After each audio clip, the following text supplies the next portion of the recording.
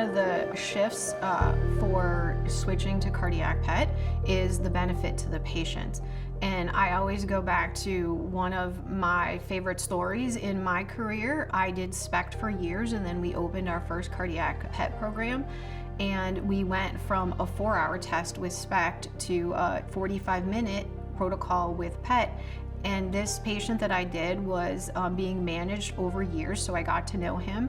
And I took him off the table and he started yelling at me because how did I wait so long? I made him go through this long test, and now, like, where was I hiding this test for all these years?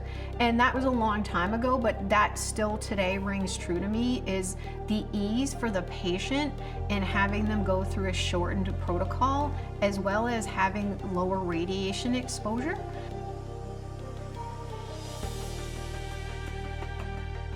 I think the 3 pieces of advice that I would give a lab that was transitioning from SPECT to PET with Flyrcado was ensuring that your camera and your post-processing information is ready to go, that we do a dry run prior to go live so that we get rid of all the got ya moments prior to having a patient on the table.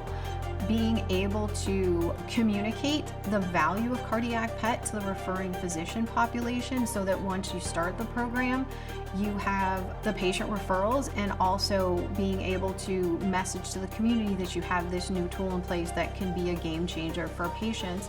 And then finally, I can't emphasize enough for both technologists and physicians prior to going live to going through, not a lot, but some level of training. There are nuances with Flyrcado that are different than any other radio tracer that they've used, so just making sure that the lab is prepared from the ordering of the procedure to the scanning of the procedure to the interpretation of the procedure through billing of the procedure to make sure everything is done in a seamless manner.